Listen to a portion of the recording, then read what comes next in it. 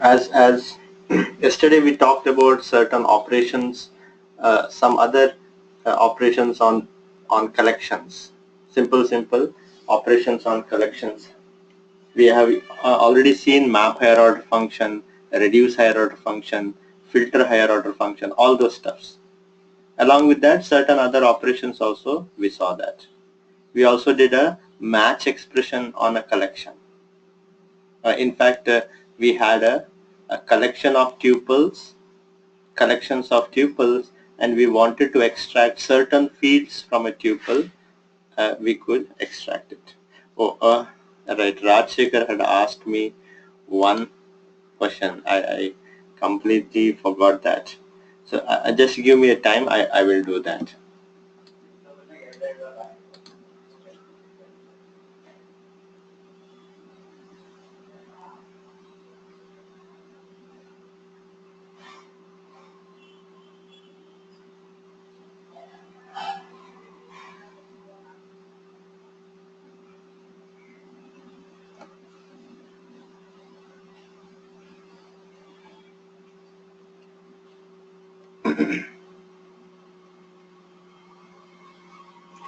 So next what we will do is, there is one more method called const. There is a const method. We will not say it as an operator. Let's call it as a method. So we'll look into it. So it's just one more method on a collection. If I have nums is equal to list of 4, 5, 6, 7.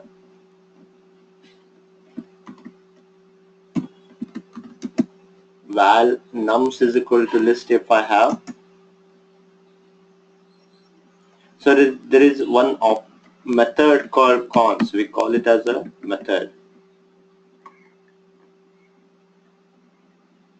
If you see, this is a const method. This is actually a method. We call this method on that object. So what is the use of this method? It's very simple. It adds an element to the head of the collection. It just adds an element to the head of the collection. But there is slight different way it does it. So usually we say nums, call that method and pass an element to that. I'll just say 10. So 10 will be added to the collection. 10 will be added to the collection. And a new collection is returned. We know that because collections are immutable by default. The nums collection still remains as it is. The original collection still remains as it is. It is returning a new collection. I can capture it in some other identifier, val x equal to, I can say this. Now x is this collection. So you can clearly see that the functionality of colon method is add an element to the head of the collection. That's all. But we know that we need not use every time a dot operator, a dot reference. Every time we need not use a dot reference and call the method and pass a parameter. There is other way also of doing that. We have seen such kind of a stuff.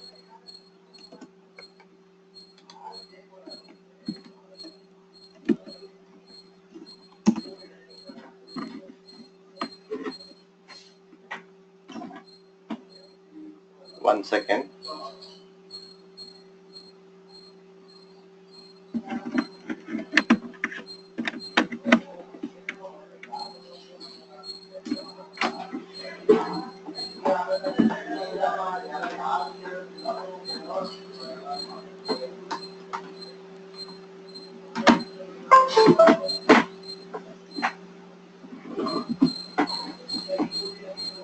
So usually we say val x is equal to 10, then we say val y is equal to 20, then we say usually val z is equal to x plus y. So what it means here is, it is actually meaning x dot plus we are calling y as a parameter. We are passing y as a parameter. The meaning of this is x is associated, the plus method is associated on the object on its left hand side. This method, plus method, belongs to this class object. But we can also say, when we use a colon method or any method that ends with colon, any method that ends with colon, it will be always associated on the object on its right hand side. It is associated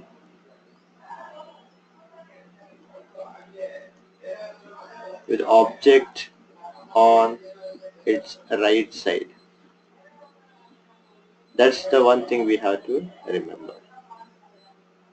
So meaning here is, so this colon method is on the list. So is on the list. We call it on the list. So the list should be on the right hand side, and the actual element should be here. So you have to specify in this fashion. Yes, Rashekar. The session is being recorded. Yes.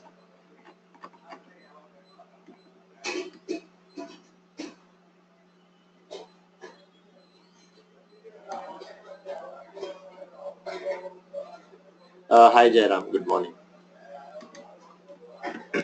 So we need to understand that one thing. So that's the a different thing we have to just know that. That's all. So I have to, if I want to add an element to the head of the collection using other syntax, not the dot reference syntax, other syntax, I need to add in this fashion. Now this means this method is associated with the object on its right hand side. Objects on its right hand side. So this is what we call as a const method. The const method, slightly the property is a bit different. So we can just say that nowhere this is being used. I'm just trying to give it here.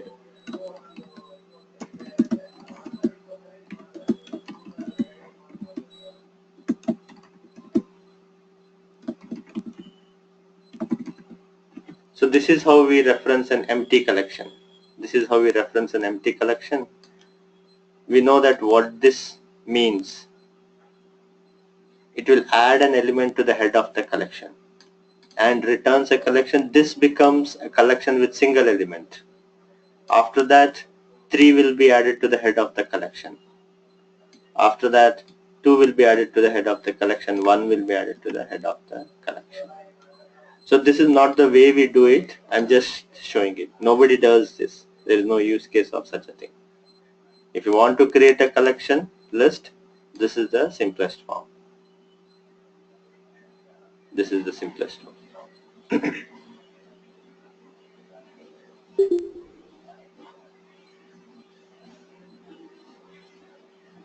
Just to understand, we will see this use case, one of the use case in the pattern matching in one example. I'll just showcase where do I use a const method with pattern. One is to add an element to the collection. There is one more use case of that. We use it in a pattern matching. We will see how that will be used in one of the examples. Just hold on to the thought.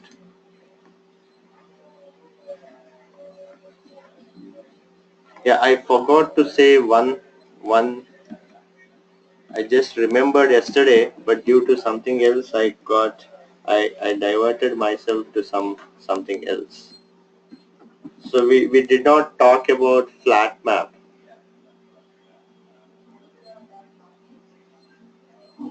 We talked about map, we talked about filter, all those higher order functions. There is one more higher order function called as a flatMap, which is also being used.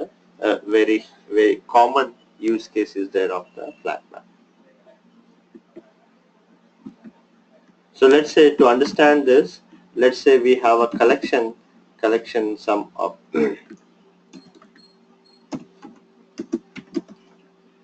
a list of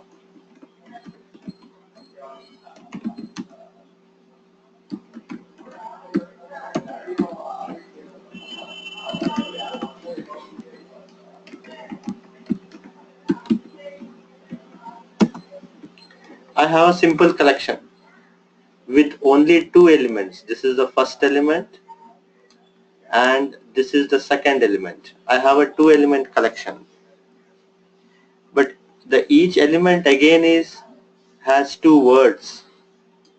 The first element has two words, the second element has two words, and internally it is delimited by comma. The string internally is delimited by comma. So what I want here is, I want all these words as separate elements. I want a one more collection. In that collection I have separate these things.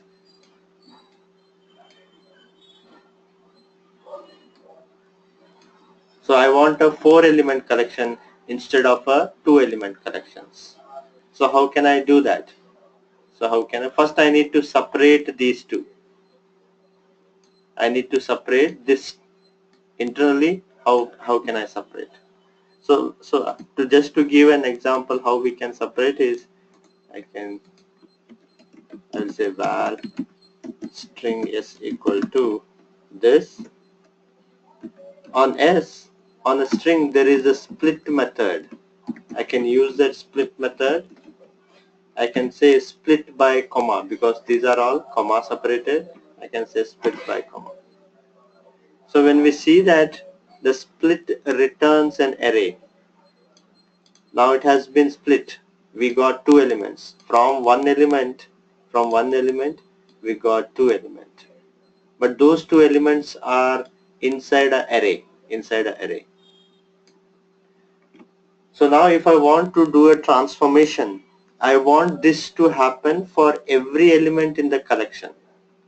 First element, second element, we may have one more 3-4 elements. For every element I want to split it.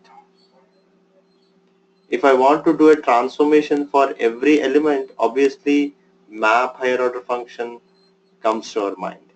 So we can use a map higher order function. So I will say val result is equal to L dot map. I will take each element is represented using a underscore dot. Each element is a string. On that string we will do a split.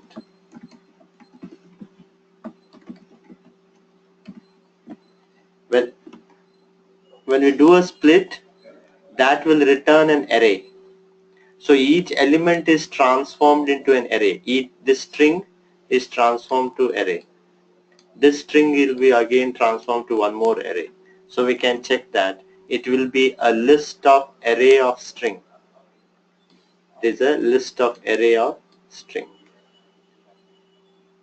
So we still don't have complete 4 elements. We are still having 2 elements collection. Each element is an array here. Each element is an array. So how can I get rid of that array? How can I get rid of the array? So there is something called as a method called flatten. So what it does is it flattens or it unnests the nested structure. It unnests the nested structure. We had a nested structure like list of array of string. Now we got list of string. All the 4 elements as a separate elements. So instead of doing map and then flatten, there is a method, higher order function method called flatMap. So that's what we call as a flatMap. So flatMap is do the transformation and unnest the nested structure. Unnest the nested structure. That's the idea of the flatMap.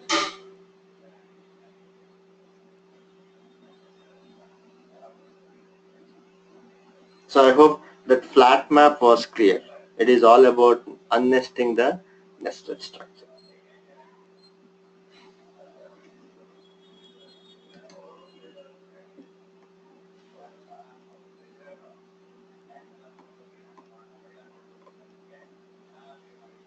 A sort by we saw already. Map collections we saw. Reduce also we saw. We were about to start with the, this we will see. This we will see later. We can also have a match expression on a tuple. We can also have a match expression on a tuple. So we can see that yesterday we had something like val age city, right? We had a list of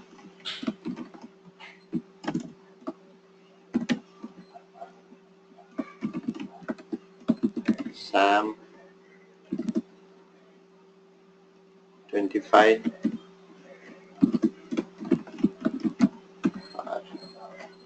and we have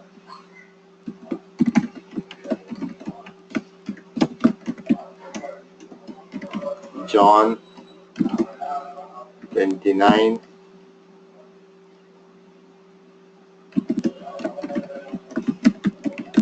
Chennai. We have Mike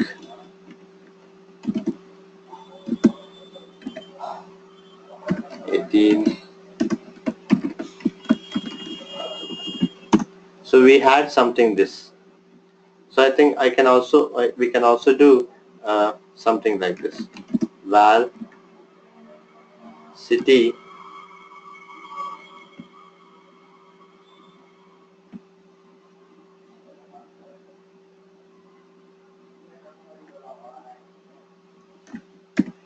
is equal to name age city dot filter. I can say I can use the filter. I take each element.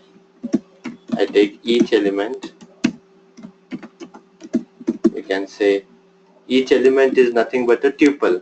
Pass it to the match expression. I can say case.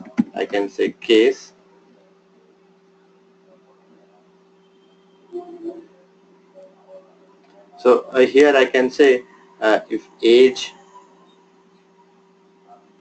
I don't care about the first element.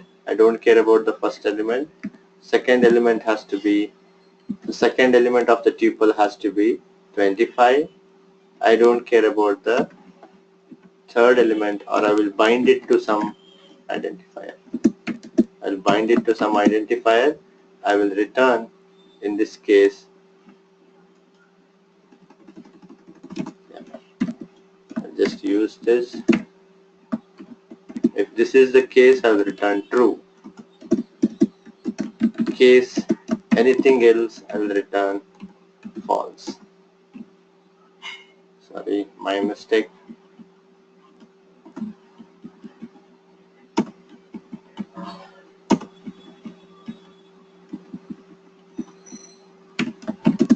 For anything else, I will return false.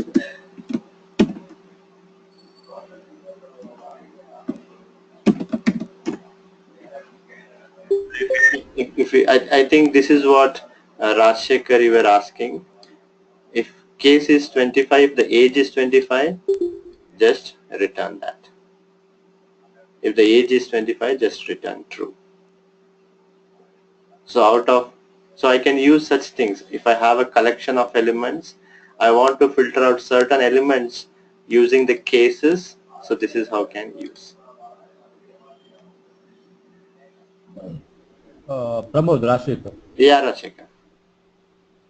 My question is like, if the name is Sam It should return a city. You just want the city here. Of that person. Yeah, yeah. I mean to say, do the same thing. Do the same thing.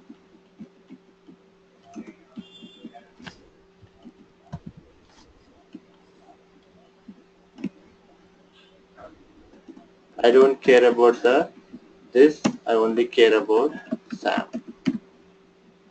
So I don't care what is the second element or the third element. I will just, oh, I didn't use the match actually.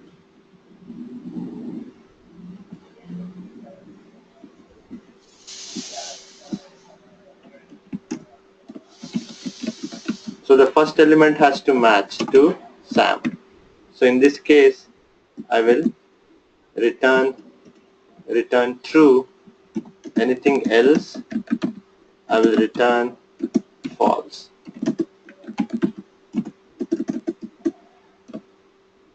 It is over, then I will do this.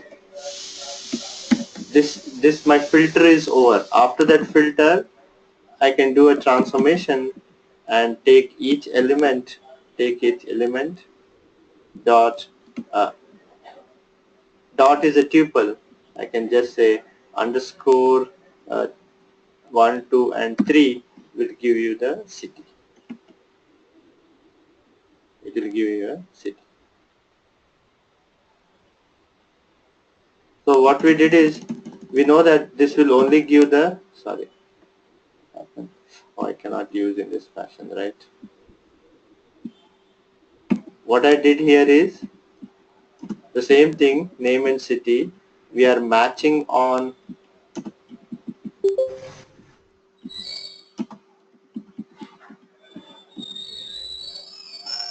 we know this case.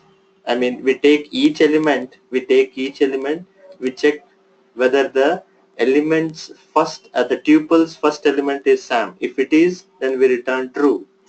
Else, anything else, we are returning false. So we know the filter higher order function. If the return type is true, that tuple will be collected. So with this,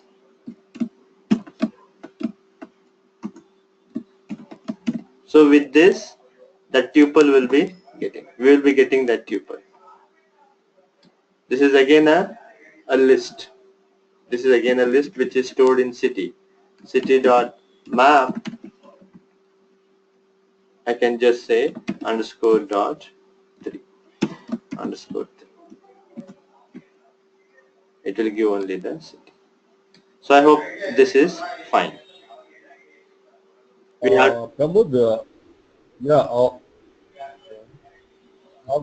okay, fine, yeah, got it, yeah. oh, oh. So that's how these things we can use for match expressions. We can use it in this fashion. Again, we can directly use the filter. We can combine these two together also.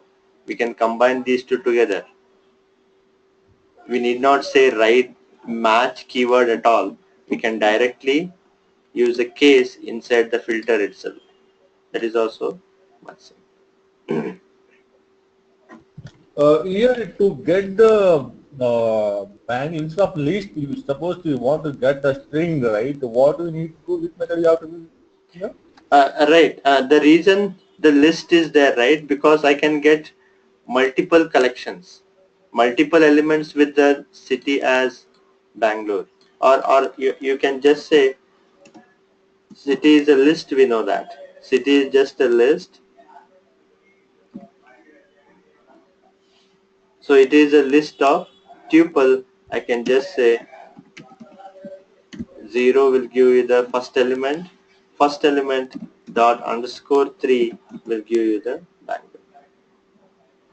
Oh, yeah. City is just an list. List of 0 will give you the first element, that is the tuple. Tuple's third element is our Bangalore, so hence we say underscore.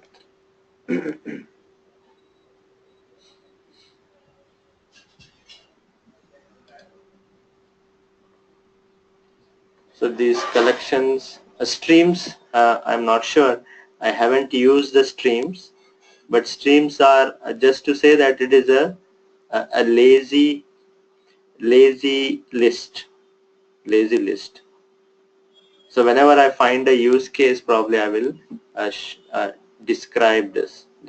But as of now, it is not required. The streams are not required. What you can think about that is it is a lazy list. We'll talk about what lazy is. We'll later talk about that. But let's not do this. It is not so necessary.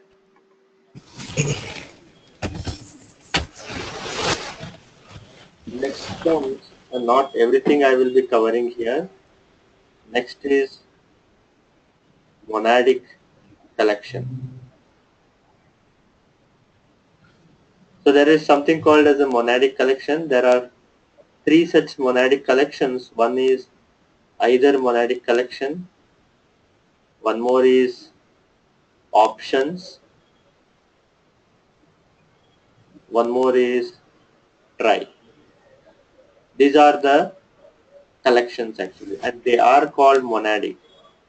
The reason they are called monadic is you can only define two objects for this. There is some object that is called as a left object and a right object. We have left object and right object defined. For this, none object or some object. For this, success object or failure object. These are all just object. So either even though two objects are defined, at a time it can hold only one object or it can return only one object. It is either left object it can return or a right object it can return. In a similar fashion, options can return only none object or some object, not both. In a similar fashion, the try can return only success object or failure object. So usually these things are used for error handling.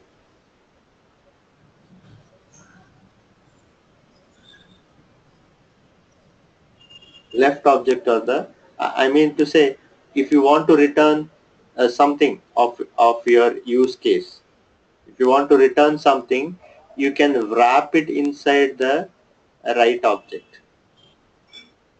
Your actual object, you can wrap it inside here. From here, we can wrap some exception.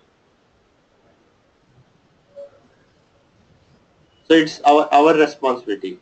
Meaning, left object can also be used for storing the good records. Good records. A right object can be used for error records. So or vice versa. In a similar fashion, if you use options, none objects is used for error handling, some object will be used for actually returning the good object. So your object will be wrapped inside the some object. In a similar fashion, success and failure as well. So I will just try to show options here. Either and try, these two will see with Spark. I have example with respect to Spark, so we'll see these two things in Spark. But options we'll try to see here. But again, options also is there in the Spark. Just to get how the feel of it, we can have an example here. So if you remember, we had created a map collection.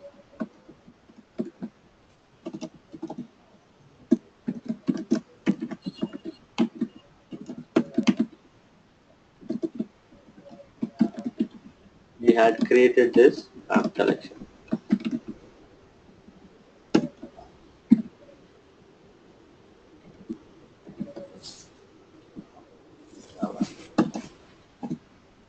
So this is also one pending from Rajshekar, right? I completely forgot. A null key and multiple null values. Just give me time. I will do that as well.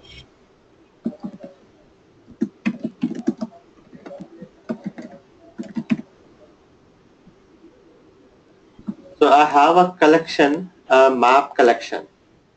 So we know that if I want a value for a particular key, I specify here. I give the key and get me the value. Similarly, I can say J and get me the value. Similarly, I can say P and get the value for that P. If I say R, nothing is there with that key. If I give anything else other than S, J and P, I should get a error. So that's what we get a error. We get a runtime error saying that no such element exception. The key R is not found. So how can I handle such a error? So I have to be careful if somebody gives me a key which does not exist inside the map collection. So what we can do is there is a method on the map collection called get method. So there I can specify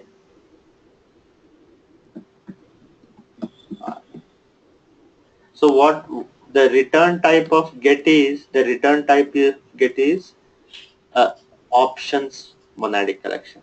It is options, meaning the get method will return none object or it will return some object. If the key exists, the value will be returned wrapped inside the sum object. If the key does not exist, it will return a none object. I can just say val language equal to. So we can clearly see that we did not get any error this time. So this is how we use the options monadic collections to handle the error. We did not get any error, it just returned the none object. We can check if it is a none object and do something else. We can do something else. So if I specify J, it will return some object and our actual value is wrapped inside the sum object. So I can get the actual value by calling again get on that sum object. On the sum object, we have a get method which actually gives the object inside the sum object. So this is how we use the option monadic collection for error handling purpose. So there is one more method. There is one more method. Instead of just using get, I can use get or else. There is a method called get or else. If the key exists,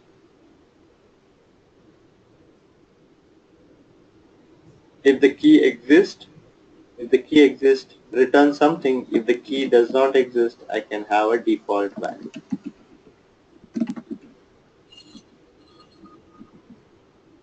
So we know that R as a key does not exist, hence it returned unknown. Hence it returned. Yeah, here is a question. The question is how to compare none object in the code if there is no key. So we can, it's better to use this, but I can show that. I can use the match expression again. I can use the match expression again. I can say val language is equal to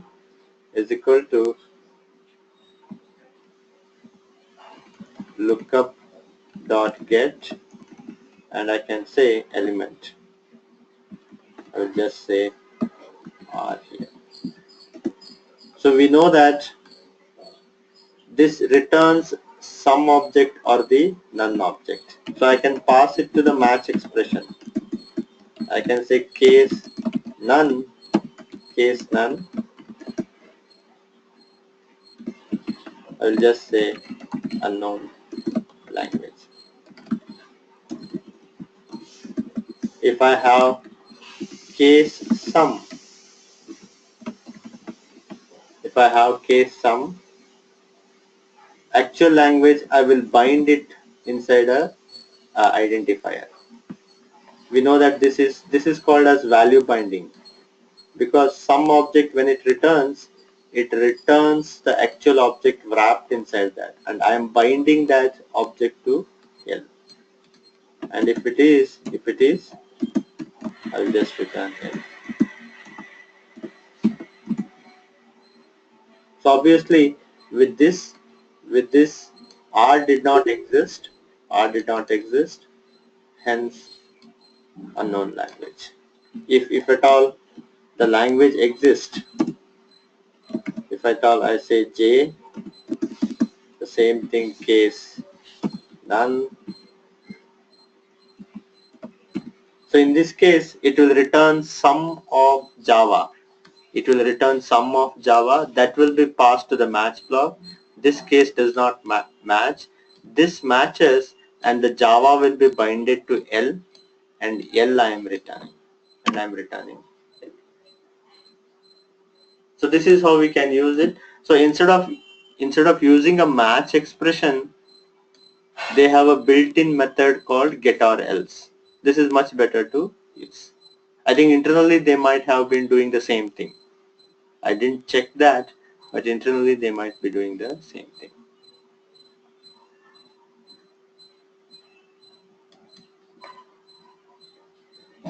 So I hope option monadic collection was clear. Either you have some object, either you have none object.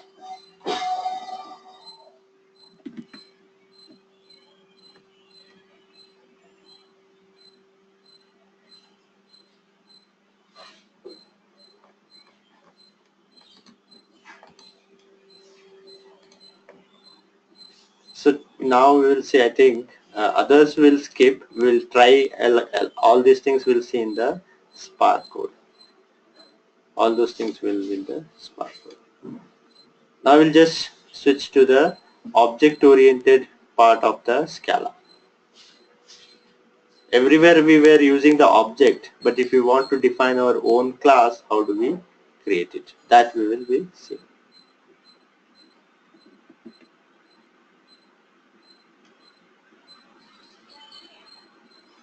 So I just wanted to show how the use case can be done with the none object and the sum object. The code you may not understand the code, but just to showcase here.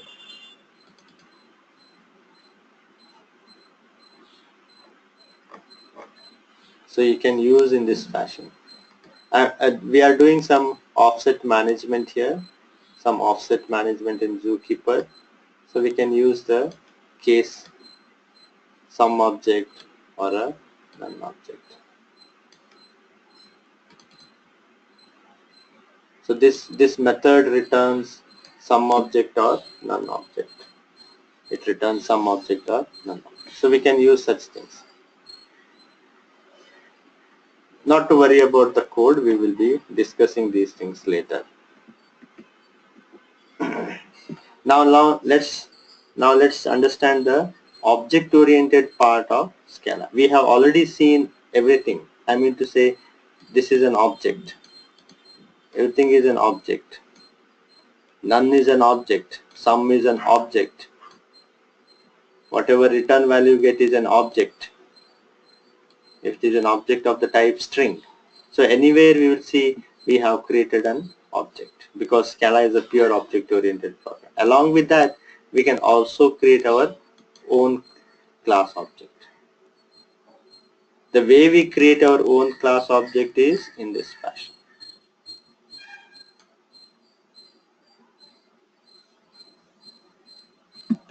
I'm defining a class.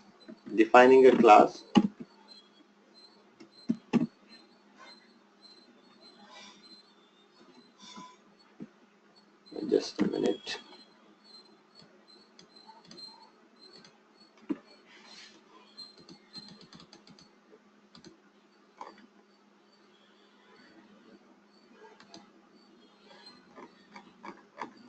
Yeah, I have it here.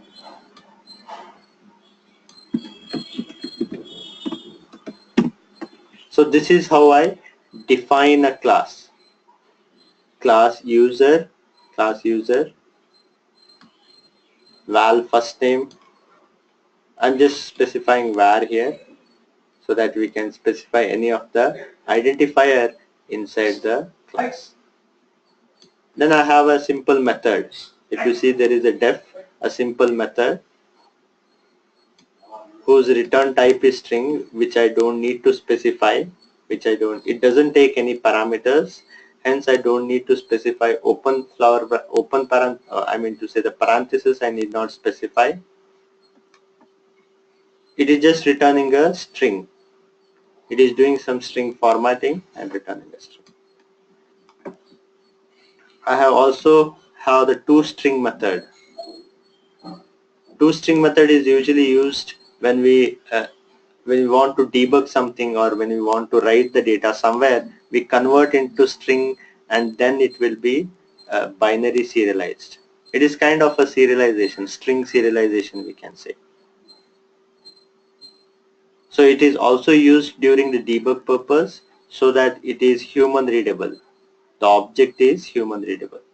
We will see that. And here, what does the override mean? Override means the toString method is already defined in some other class. So whenever we create a user defined class,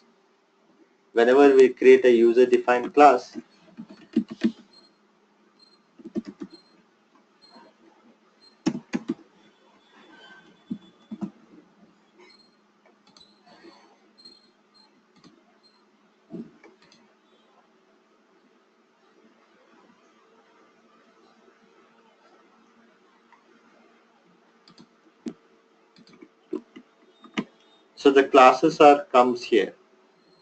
Whenever we define a user defined class, it comes here, which is by default a subclass of any reference, which is a subclass of any. So by default, our classes extends any reference class, and it inherits the any class. In one of these two classes, toString method is already defined. It is already defined. So hence we are using a override method to redefine it. I'm overriding the existing definition and creating a new definition. That's the reason we are using a override. That method just returns a string with the first name. That's all. So here there are certain things we have to understand. It is same as Java.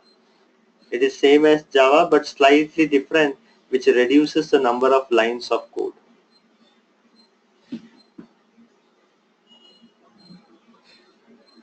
We know that in Java we usually write a constructor. So here also we will have a constructor. We have defined the class in this fashion, user. We could have parameters passed here. But we are not passing any parameter. If you don't pass any parameter here, it means it has a constructor. The compiler will create a constructor with no parameters.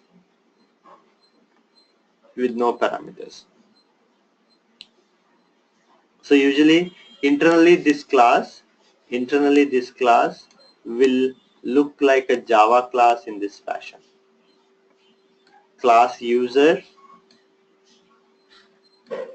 This is we know that if there is a method with the same name as the class name, it is called the constructor. So what I'm trying to say here is, when we write such a code, internally the compiler will create a constructor. And what is the body of the constructor? The body of the constructor will be all the expressions in the class except for method definition. We know that this is a method definition. We know that This is also a method definition. So except for method definition, everything will be part of the constructor. The compiler will take care. So except for this function definition, we are left with these two expressions. So these two expressions becomes the part of the constructor. So whenever we create an object, the constructor is called and the first name and second name is initialized. First name and second name is initialized. And also there will be setter and getter method. The compiler will automatically create a setter and getter method based on whether it is a val or var. So if you have a val, we know that we cannot modify this. Obviously, there doesn't make any sense to have a setter method. It doesn't make any sense to have a setter method because it is a val. Hence, for val, setter method is not created. If it is a var identifier, both setter and getter method will be created. And the setter and getter method will have the getter method is same as the identifier name or the member name. Getter method name is always same as the member name. So all these things are automatically taken care when we define an object, when we define a class in this fashion. So whenever I create, we have multiple constructor here also. Here also we have multiple constructor. We use the this keyword. This keyword is being used to define multiple constructor. We will see that.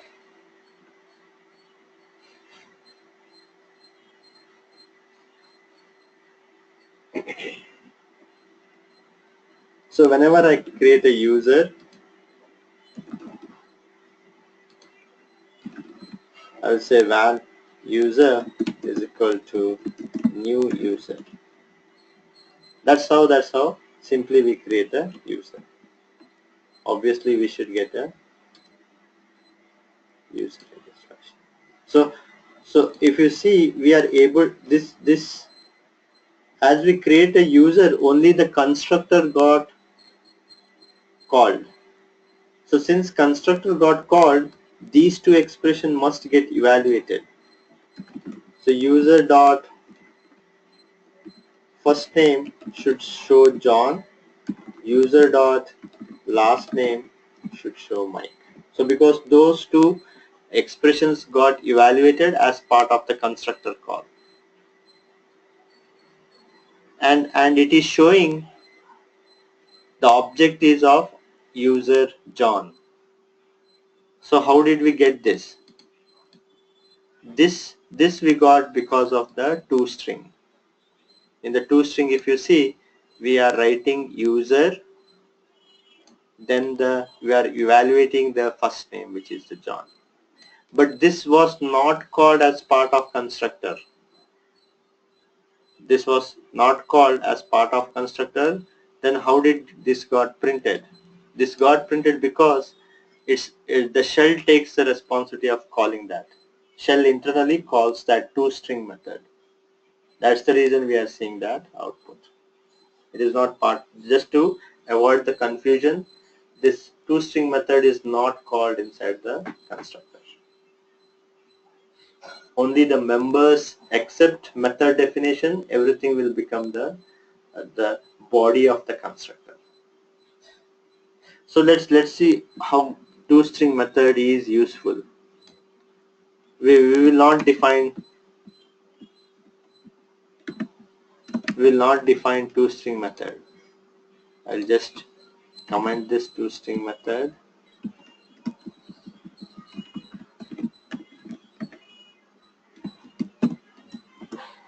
So this time toString method is not there. I will say val user is equal to new user, and we know that the toString method is already defined in one of its parent class.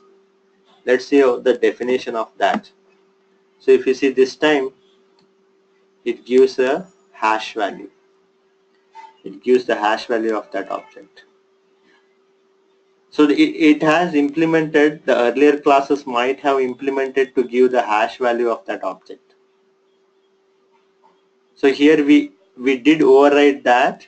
We did override that, and we gave it in a human readable form so that this object is in the human readable form.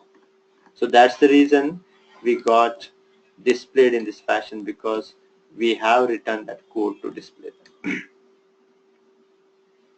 So whenever you want to do some kind of a debugging, so we can know which object we are looking at, rather than looking at an object in this fashion.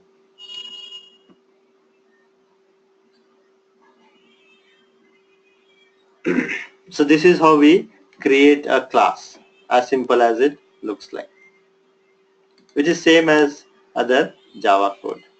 And if you see, we are accessing, we also saw we could access first name,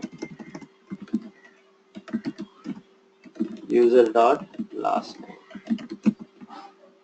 Now the access rights, or access, what they say is, first members are private by default, and methods are public by default.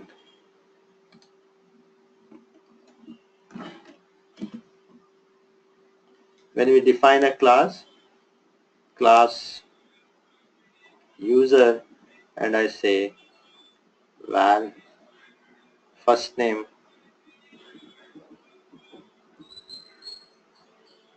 and I say val last name,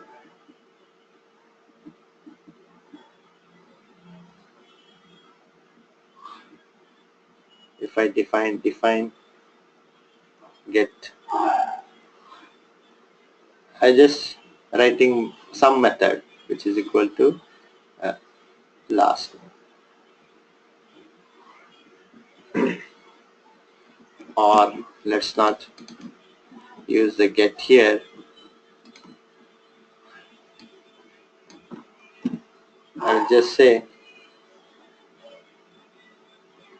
def concat,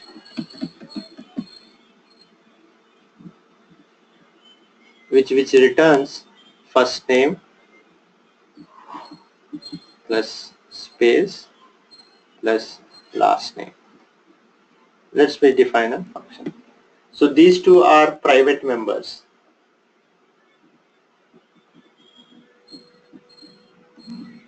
This is public. Methods are by default. By default, these are members are private, methods is public. So you cannot access first name and last name outside the class. We know that. Usually we can access it within the class itself. Within inside the class itself, we can access the first name and the last name. But we cannot access it outside the, you cannot say val user is equal to new user. This is outside the class. This is outside the class. We cannot access outside the class the private members. But still we had and went user dot first name. This is outside the class. If you see, we are accessing first name outside the class. It should not work, but still it is working. Why it is working still? Any idea? This should give compilation error. This should give compiler error. So, but it is not giving. What could be the reason?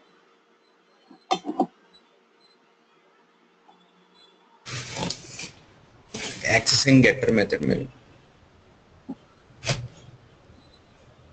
Right. As I said it is we are actually accessing the getter method, because the getter method name is same as the member name. So when we are accessing this, we are not accessing the members, we are actually accessing the getter method last name. So we have to be clear on that. So they have given a simple way of accessing, but internally things are taken care by the compiler. Similarly, when I say last name is equal to, I will say Sam. It was Mike. I will say Sam. I have defined it as var. Hence a setter method is also available, and this is how the setter method looks like. But internally the setter method is something like this.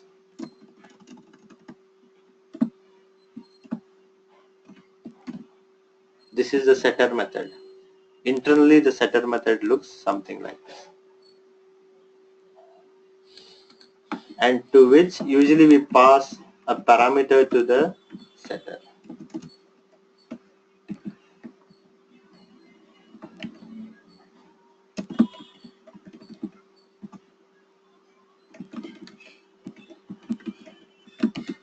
So, but we don't have to, these are all internals. Let's not worry about these things, but it is a internal setter method. This is how the Java is created. Java setter method is created internally. We just have to use in this fashion. So what we did, we created a compiler, we created getters and setter methods, and the body of the compiler was all the expressions in the class except for the method definition. That's the compiler, how it is defined. By default, members are private. By default, methods are public. That's the by default. We can also change private or public by ourselves. So I hope the things were clear here. I hope the things were clear. The compiler takes care of a lot of things. We don't have to worry about such things. So next example that I will show is with parameters. So I can write a function.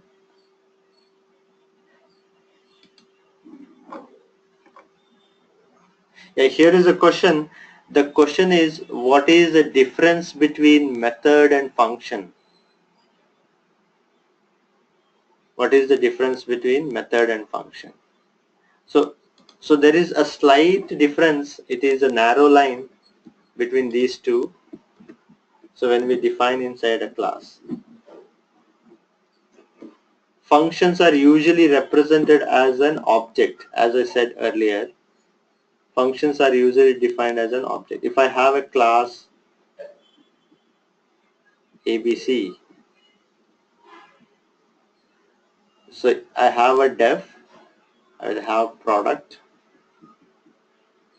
I can say x int, y as int, and I will say x star y. This we call it as method. This we call it as a method. Usually when we define a function, we define it as a function object. We define it as a function object. But we can also, on a generic term, we can say this is also a function. But since we have written inside a method, inside a class, it becomes a method of that class. In fact, it is a function. There cannot exist an independent function. You cannot have a independent function. It has to be inside some class or an object. It has to be inside a class or not, because Scala uses both object oriented and the functional together. We have to define a object. So the function can be defined in this format also.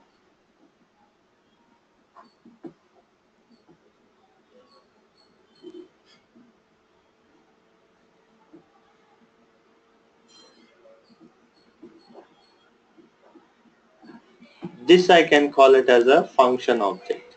We already seen that function object. So this we can have a difference. Otherwise, there is no difference. This is a object, which is a function actually. This is also a function, but a method inside a class. This is an object. It is just a member. This is a member of the class becomes as our function. This is a member of the class. We don't never write a independent functions. Always there will be a class. Always there will be class. When you define your project, the project will not have anything as independent function. The project will always have a class, and your object function object will be written in this fashion. Normal methods will be in this fashion. Other than that, I don't think so there is any.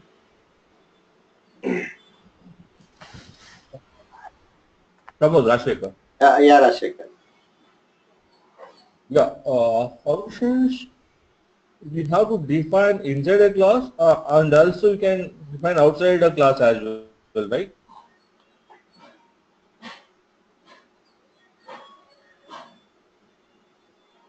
Outside the class we can define. I haven't tried that, but usually we don't. Means we don't use such a thing. If you design an application, you design in such a way that either it is part of some class. Okay. No, I mean to say we don't write it anywhere else. Uh, uh, if you see these, so all these are part of some class. All these are part of some class. Even function objects will be here itself. So the best way of designing an application is using with the classes and designing it in that fashion. So in that we can have a objects, a function objects.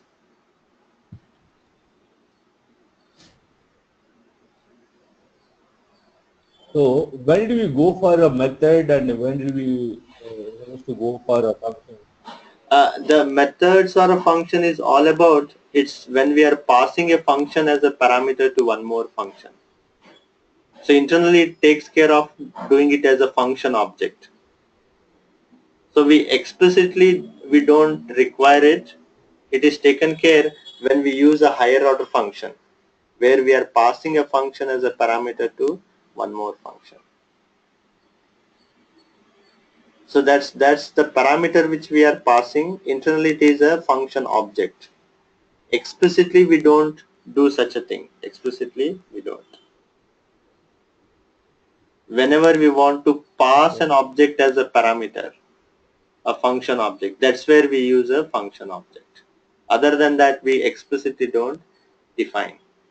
We define it if at all we want to pass it as a parameter to another function. That's the way. That's where we use a function object. And is there any like how to call that method and function? Is there a difference like calling the method, right? No, there is no In difference. function. There is no difference. When I write this, it's the same way.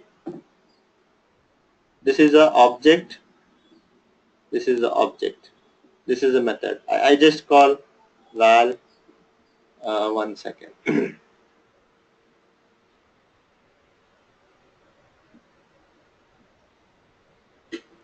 If I just call it,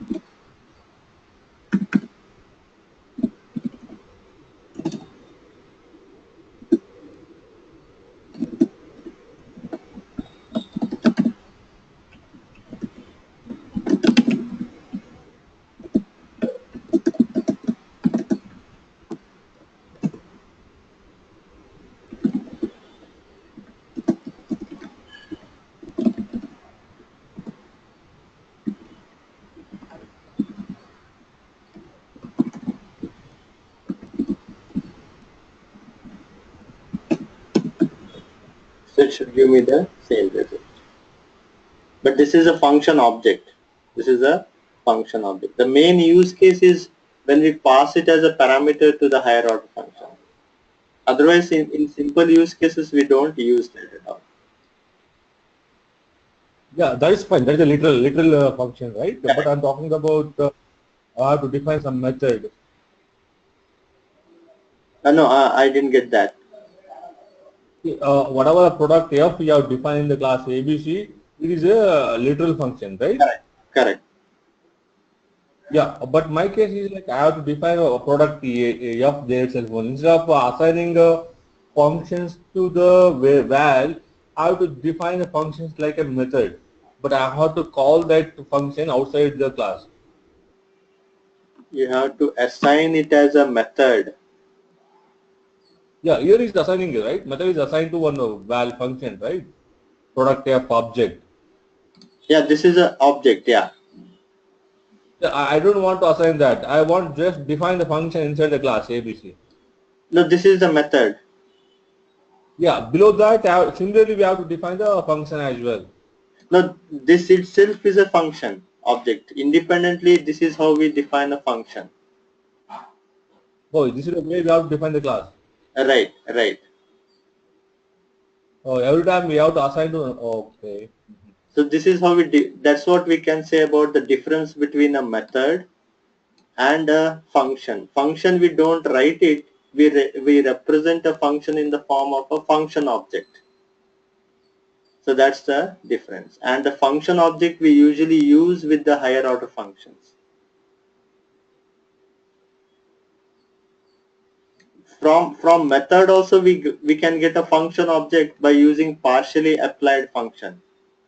Then we can make it as to pass it to some object. So we can pass it to some other function also.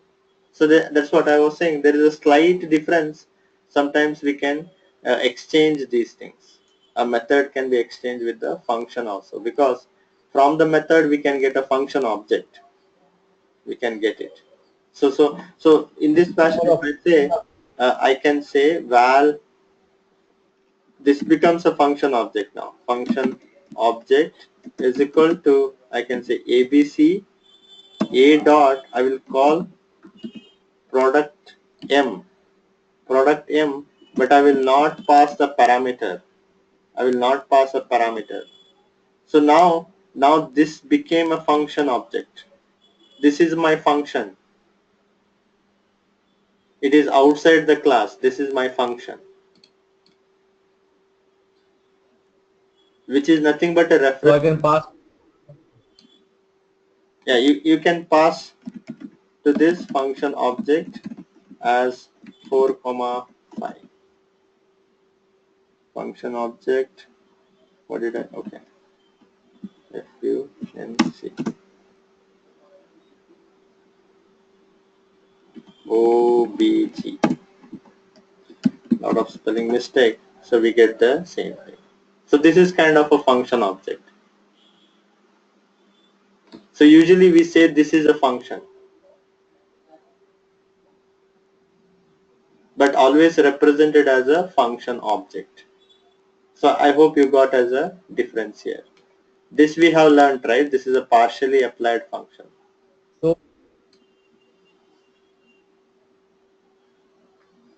So we can define a method and assign to object, it becomes a function object, right? Correct, correct.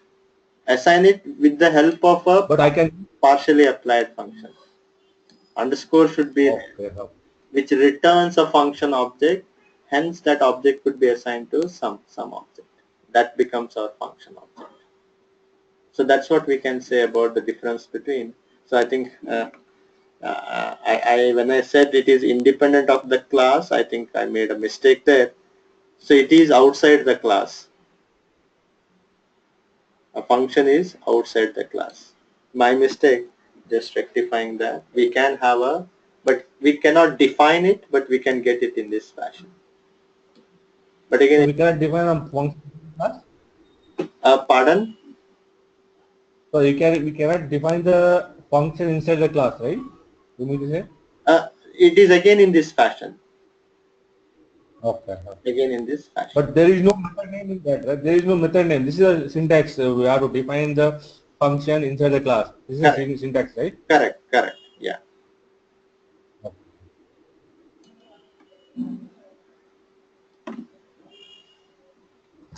Yeah, that's a good question to understand the difference between functions and methods. There is a slight difference, that's all. It will be a bit confusing sometimes, but this is how it is. It overlaps certain features, so that's the reason there is a confusion. So getting back to So, the classes again. Was there a question by somebody Pramod, else? I have one. Right. So function can be immutable because we have given val, right? So that is the difference between function and method. Immutability, it's all about the object. Now we cannot assign any other method to that. So val means that may not be put as a difference in product and in functions and methods. It just only means that this product cannot be assigned to some other function. I cannot assign some other function literal to this. Once I assign this function literal, it will be there. That's what it means by a def. Sorry, val.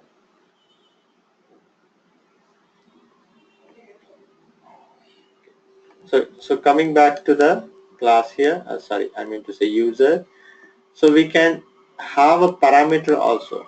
Earlier, if you see, we did not have any parameter, but we can define a class. We can define a class with this parameter. What it means here is internally the compiler will create a constructor.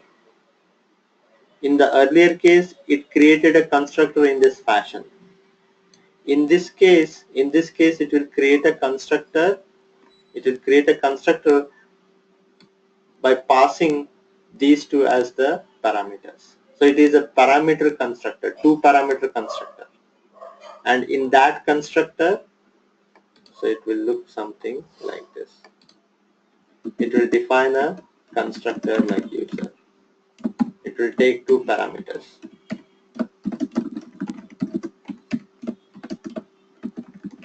And it will assign it to the first name and last name.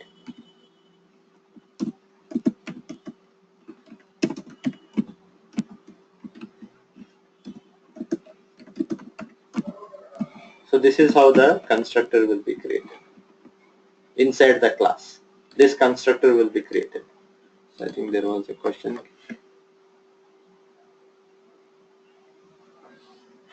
Okay, let me, I haven't tried that, Rajshekhar. Probably I can check it. I mean, we can see that later. I think that may not be relevant, but I haven't tried this. I will check that.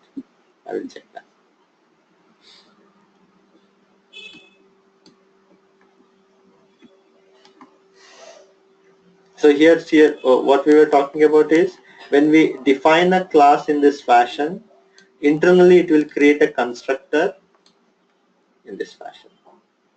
And first name will be assigned to the member, second ln will be assigned to the member last name. And if you want to write our own constructor, we write it in this fashion. I want a parameterless constructor also. Along with this existing constructor, I want a parameterless constructor also. This is how we use this keyword. In Java, we usually use the same name as the class name. But if you want to write our own constructor in Scala, we use this keyword. And the only requirement of this is the very first expression inside this constructor should be a call to another constructor. If you see here, I am calling the compiler defined constructor, which takes two parameters. which takes 2 parameters. And other than this remains as it is. Other than these things, everything remains. So this is how we define a user in this fashion. Pramod, 1 second. In this constructor, right, there is 2 arguments, right? Pardon? In this constructor, in the user class, right, there is this constructor having 2 arguments. Right. It's calling constructor defined. Okay. Defined inside the class, right? Right. It's calling constructor. This is calling the already defined constructor by the compiler. The compiler has defined this constructor. You mean to say what are the arguments we are passing while defining the class? What I will do is I can copy this. I will evaluate it here. So we know that there are 2 constructors in this class. One is this constructor, which is defined by the compiler, which takes 2 parameters and it assigns those 2 parameters to the first name and the last name. That is one constructor. This is my one more constructor which does not take any parameter at all. So I can define val user, I can say new user. So which will internally call this constructor.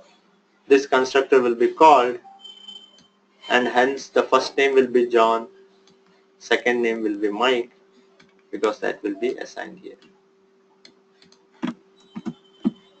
We can see that it is John, but we can also define a construct user 1 or user 2. I will say new user. We explicitly can specify.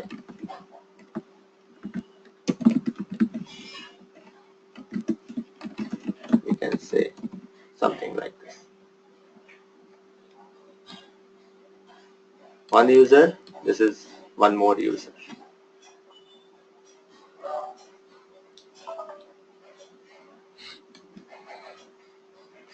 So when this is automatic, this constructor is automatically created by the compiler. For this to work, it uses our user defined constructor.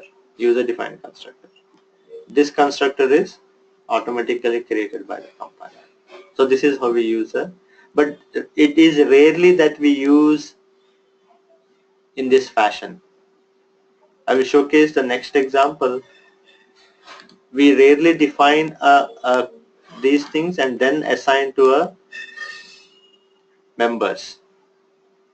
Here what we are doing, we are defining 2 extra members inside the constructor and then we are assigning it to the actual members. We rarely use such scenarios. Instead of that, we define first name and the last name here itself. Meaning, just to showcase that, the much preferred way of writing the code is this. So you can clearly see the difference. First name, last FN and LN is the members. They are being assigned here. So instead of doing this, we write first name here itself with those val or var.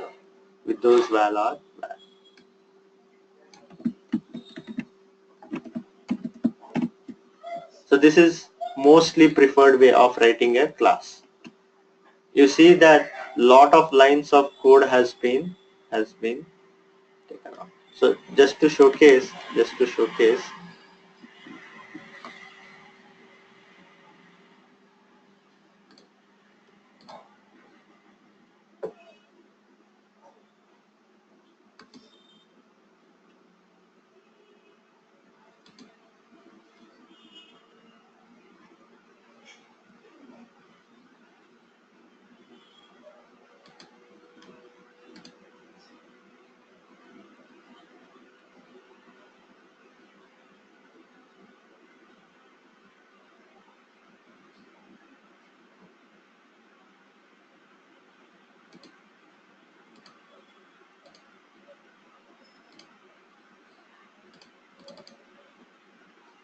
So usually this is how you define a class in Java. You have to write this much lines of code. This is how we define a class in Java. The same thing if I want to do it in Scala. So this is how I define a class in Scala. For any representation of an object, in Java we write it in this fashion. In Scala, it boils down to only one line of code. So that's the difference I just wanted to say. Other than that, if you internally compile this, when we compile this, it will generate class files. If you decode that class file, or if you decompile that class file, you will get the same class, all the same class. Val will be as a final.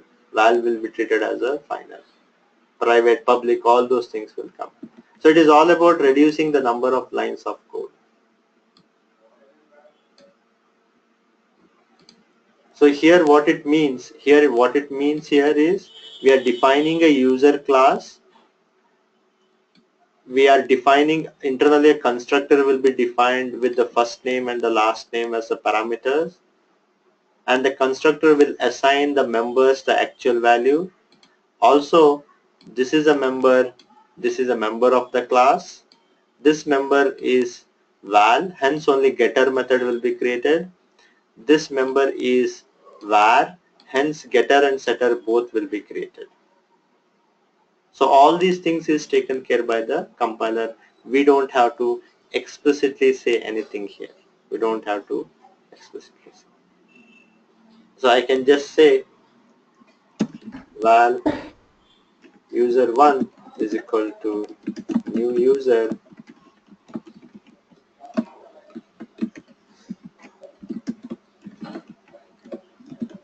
something like this.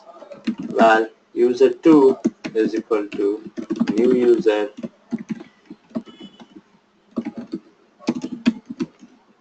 Mike and John.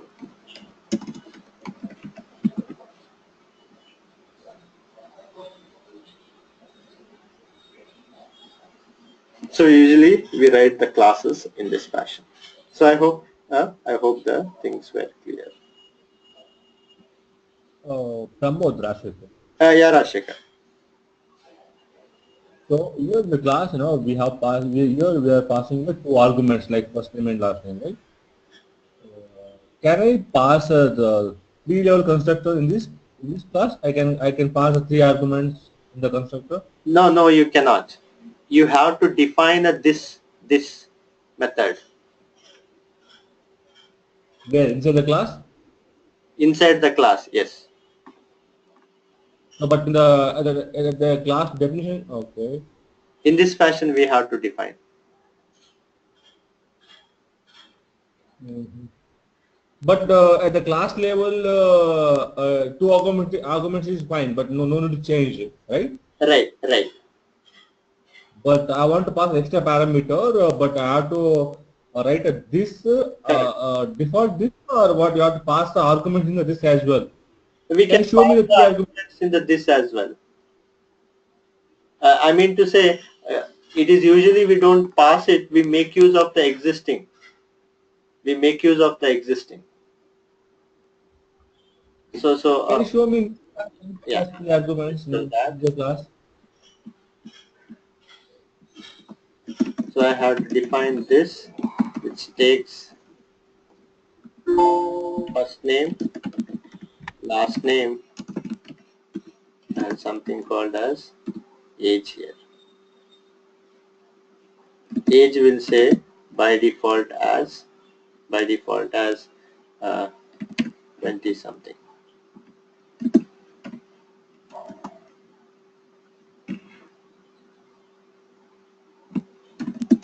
This is tricky. 1 second.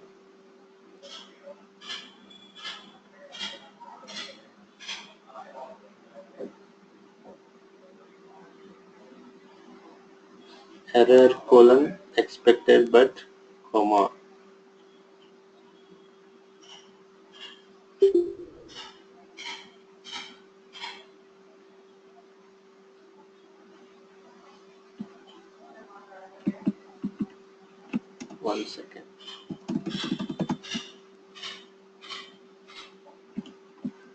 we do that.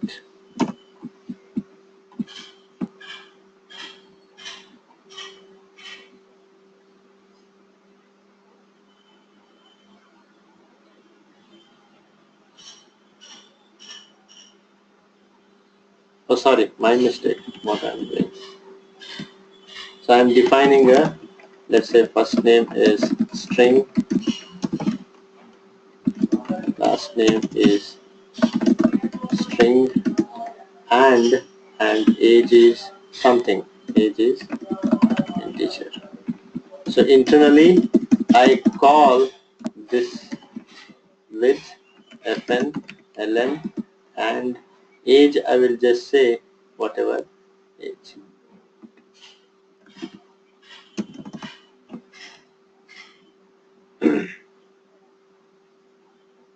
This is a user-defined constructor, so I have to have a I'll just say 20 here. By default value, I will say 20.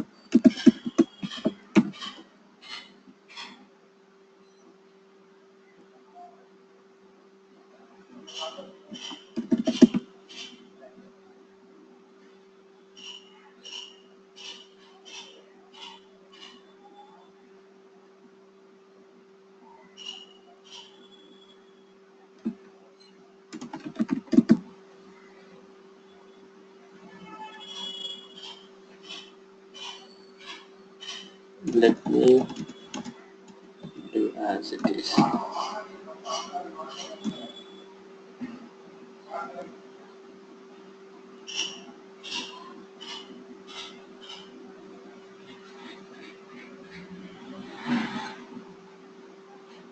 Wait, my mistake. Always keep on doing these errors.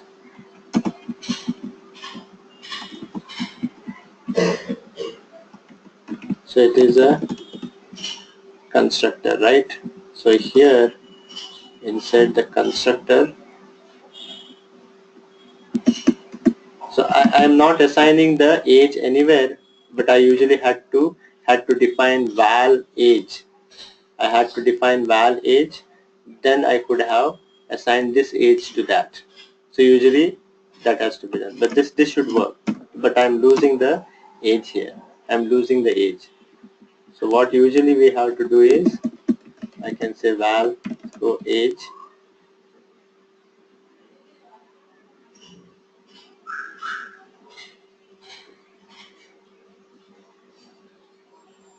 in this constructor.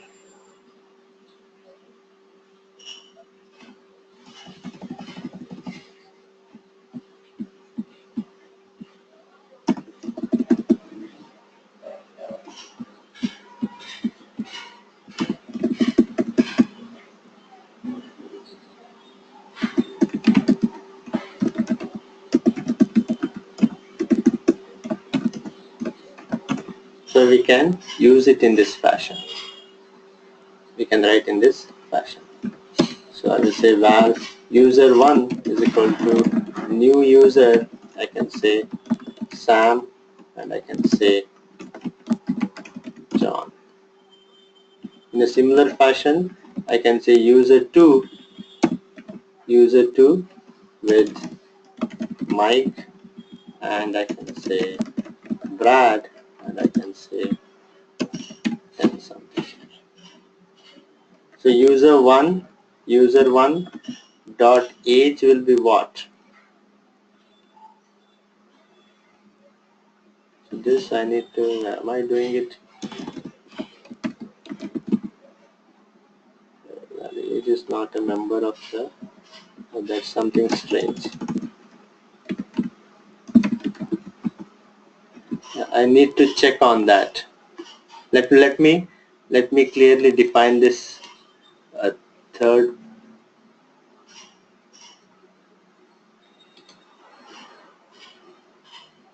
So I have to define a val which should be a member.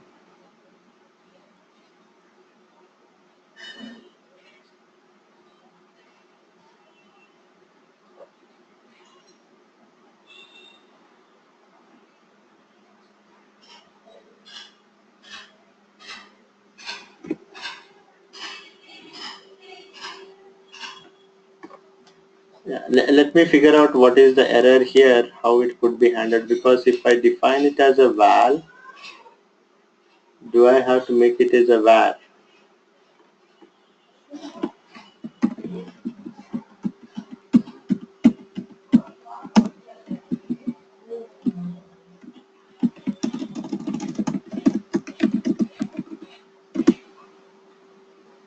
Val age,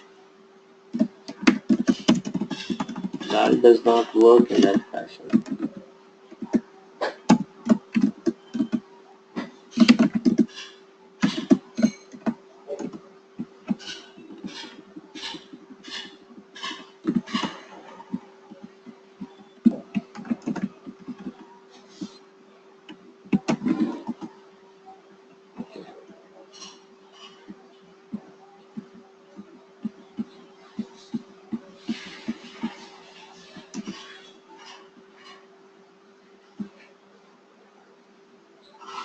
So let me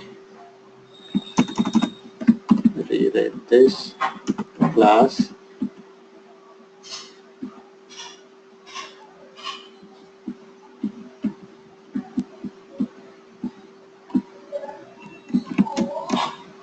Make age as this. Define my own constructor here.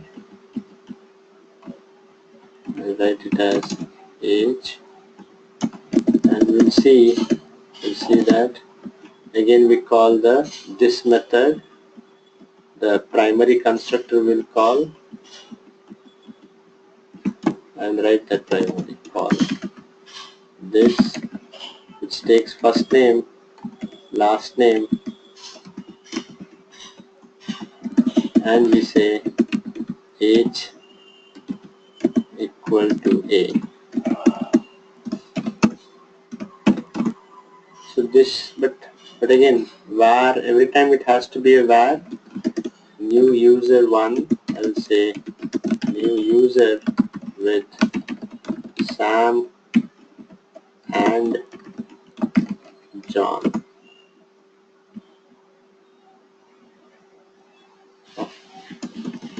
Val, user 1 is this, Mike, John, I will say. Then I will say here 20 as the age. User 2. So user 1 dot age will be, when we say underscore in this fashion, it will assign the default value of integer. So let's see what is the default value. The default value of integer is 0, that it will assign. So user to age, if you do user to age, we got 20. So we are having two different constructor here. One is a primary constructor which is automatically created by the compiler. One is our own constructor. We have secondary constructor. So this is how we define a secondary constructor. The only requirement is the very first expression in the secondary constructor or the auxiliary constructor should be a call to any other constructor, should be a call to any other constructor. That should be the first expression.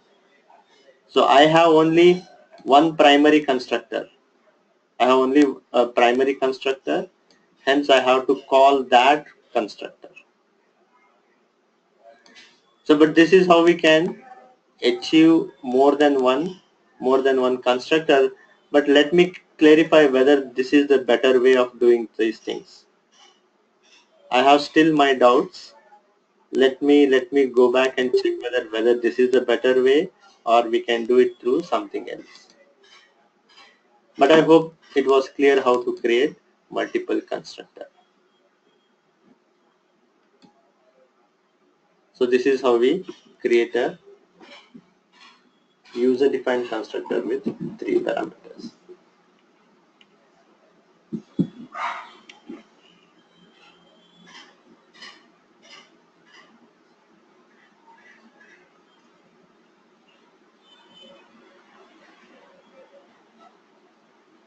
I hope, Rajshekhar, that was clear. But still, I have my own doubts whether this is a better way of doing that or something else we can do on top of this. But I hope this was clear.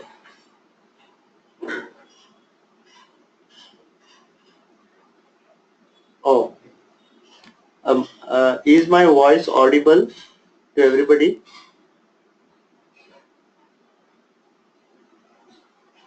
Yeah, Pramod, it's clear.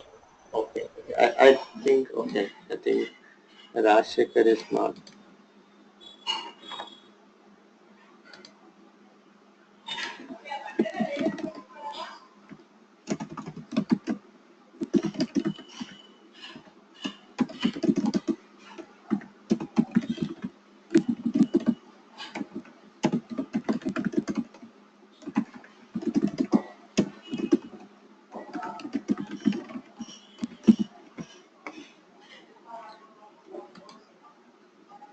Yeah, keeping this in mind. So this, I think this we did not see earlier, right? Assigning an underscore, assigning a underscore. So underscore means a default initialization will be done based on the data type. Based on the data type. If it is an integer, it will be assigned 0. If it is a string, it will be assigned null. If it is a double, by default it will be assigned 0.0. So that's if you want to assign default initialization, so this is the way we do that. This is the way we do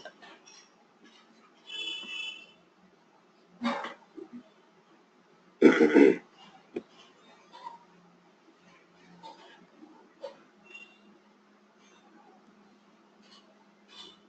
Yeah, as I said, we usually prefer writing in this fashion.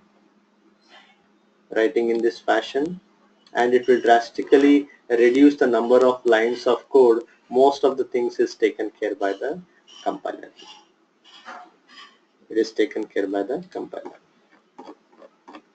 So in a similar fashion, there is one more concept called as objects. So I think objects is there or not.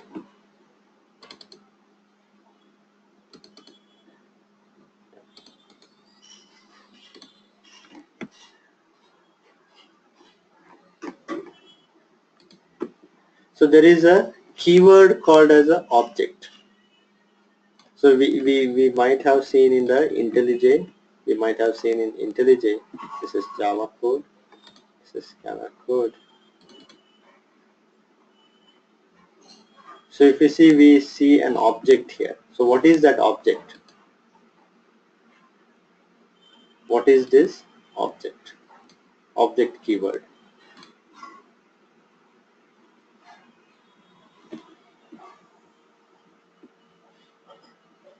So objects are keywords which creates an object. It is kind of a singleton class. So usually how do we create a singleton class? We create a class, we make the constructor private. When we make the constructor private, that constructor cannot be called by anybody else. It has to be called within the class itself. It has to be called within the class. And we define one more method so that we can call that constructor. So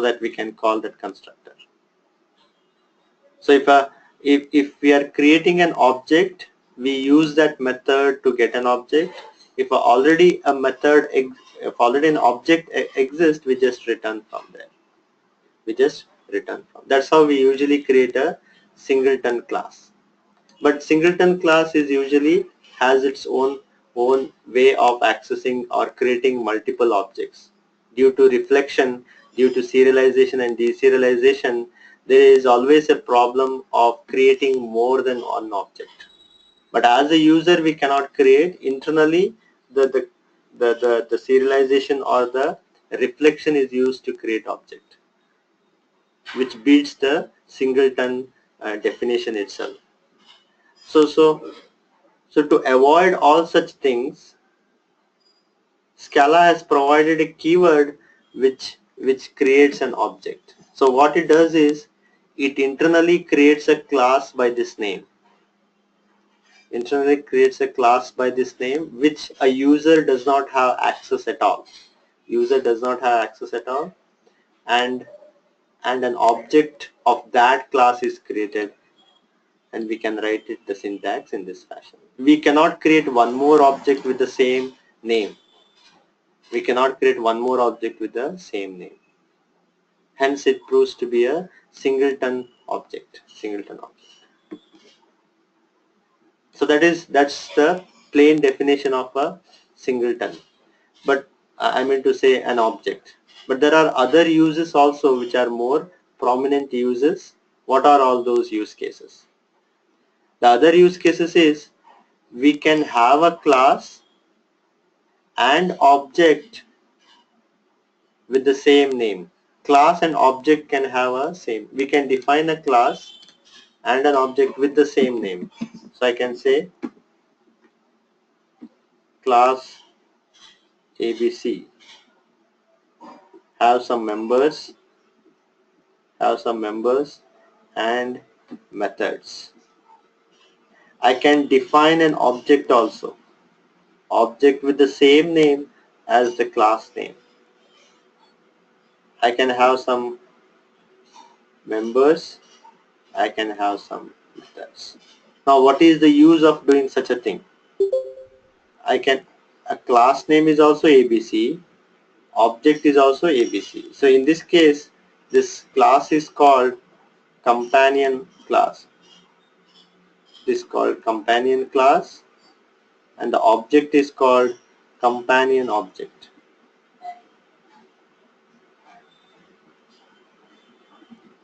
So now what is the use of companion class and companion object? What is the use case of this? The use case is nothing but in Scala we don't have static keyword. We don't have a static keyword. So we cannot create a static members. So it doesn't mean that we cannot create static members and static methods. But if you don't have a static keyword, how can I create a static member and a static method? So this is where the companion class comes into picture. This is how the problem is solved. So when I define here members and methods, all these are static.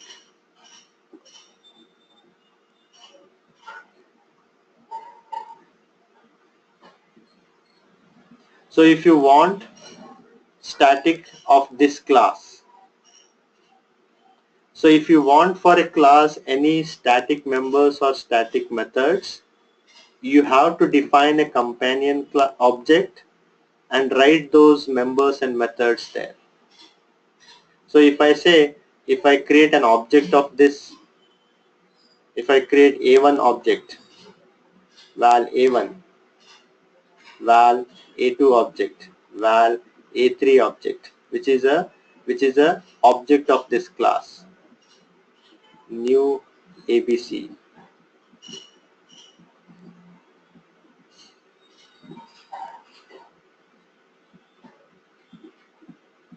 So all these objects will share these members. We know that the static means there will be only one copy. So all these will share these members and methods. So that's the use of companion class and companion object.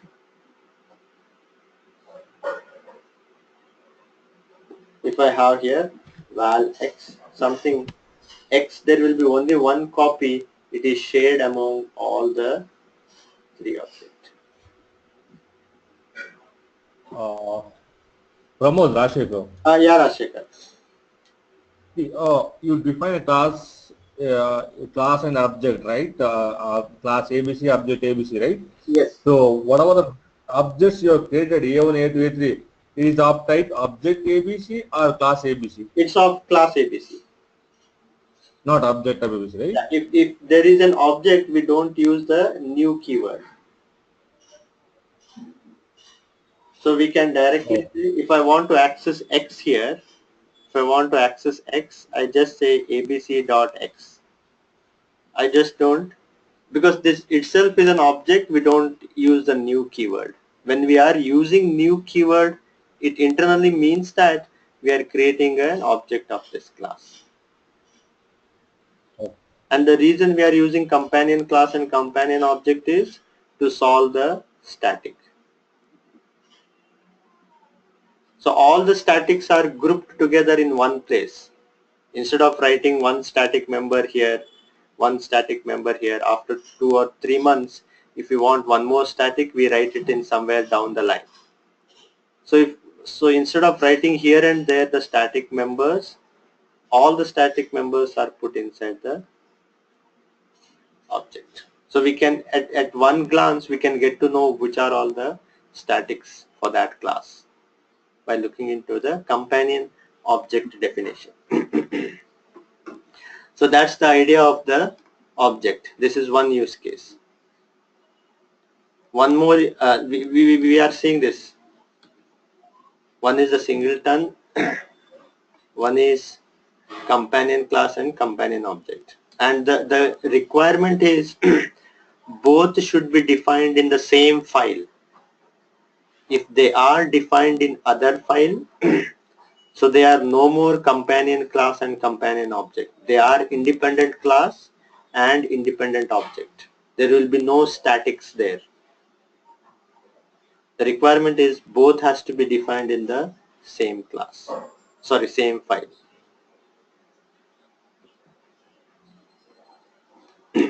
And we usually, how do we write the main method?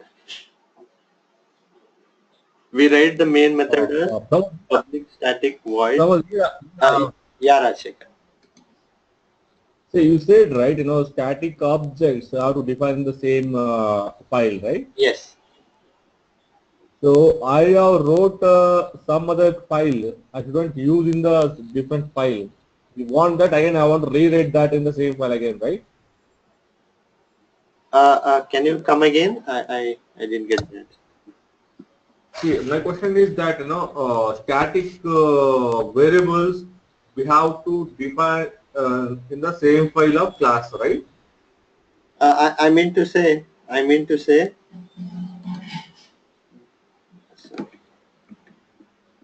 yeah, this class definition and object definition should be in the same file. Let's say file1.txt .scala. So these two should be in the same, this and object definition. So object definition I cannot refer in some different file too. I cannot possible to refer. It could be. I just have to import. In the other file. So I cannot do a object definition as a single file. I cannot do that. I define a single file object definition and import in some other package, some other class. You mean to say you don't want to define class? You only want to define an object. Yeah.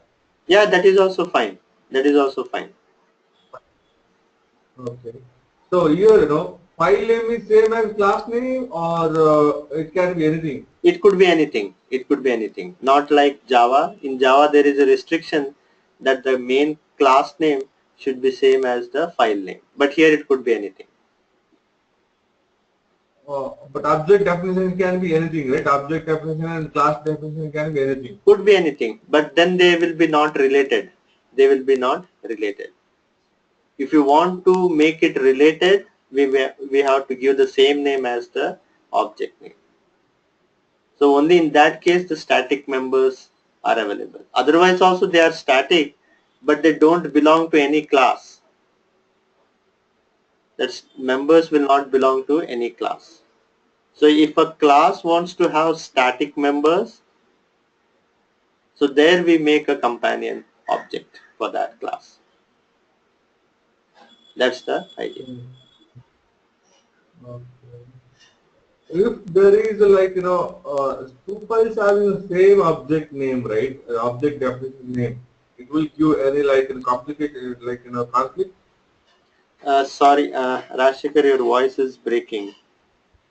Yeah, sorry. If the two files having same object definitions. Two files having same object definition. Right? Yeah, it will be while importing, it will be any conflict like how It, to refer that. yeah, it may have conflicts. It may have conflicts. If you import the same things, it will conflict. It is better to not have the same name. Or you What give are the class name? the complete package name dot that object name. It will give you a redundant, right? I mean, like too much code. Yes, yes. So this is the best way to define that, like in the same file, the same class and the object class, def class and def object having the same file is the best way. No, that's the only way. No, the problem here is what I'm trying to say is only about the static. Then how can we Yeah, define a static? I want to define a static member for a class. How can I define that? I cannot define that at all unless I have a companion object. yeah. My question is like I have to define a one static file having all the static objects. Okay, and just I'm importing into the class instead of mixing up the class and objects. I want to write in the separate file and just importing that. The best way. You want to write in a separate file Yeah, all the static objects, companion object. some kind of object. No, it will not work. It will not work. So you are saying something like this, right? I have a class ABC and I have some In one file. and methods. It is in file 1 One. dot Scala. I have file 2 dot Scala which you are having an object and saying XYZ and you have some members and methods. Now you want to have val ABC of the, you want to have XYZ here.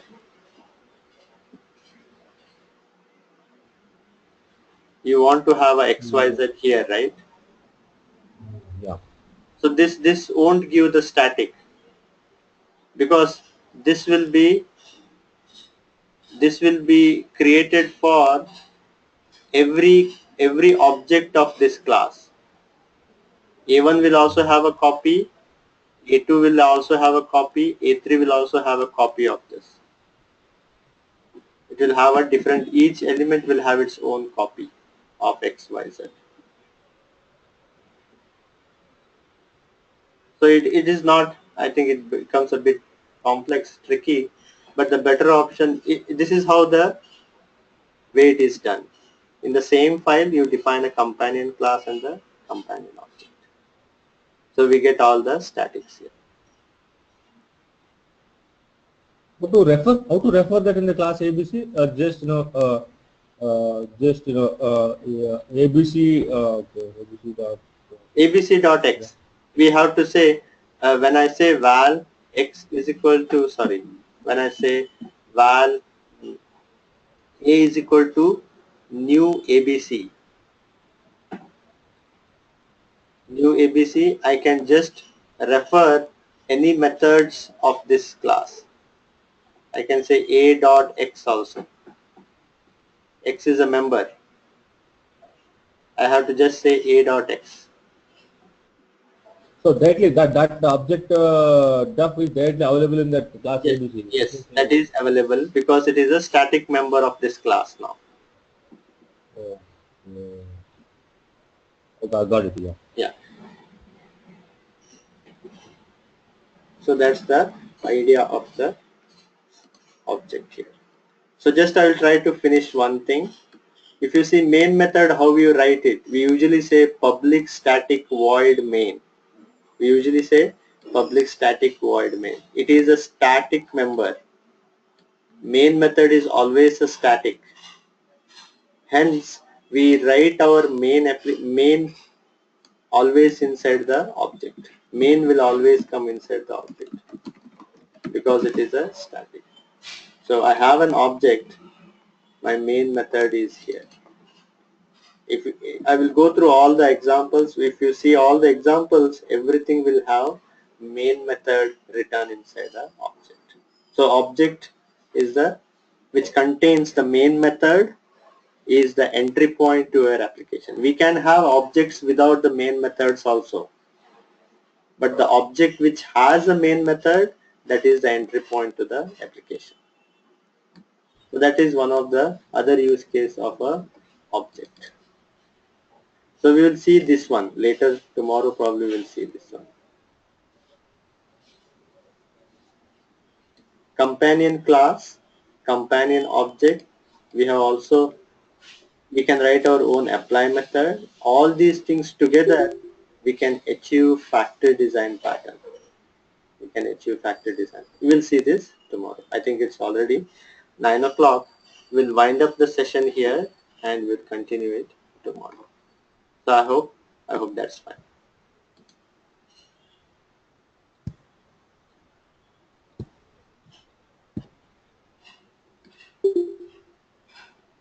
Thanks everybody.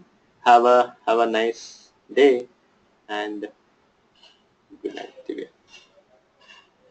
Yeah, thanks so much, Pramod.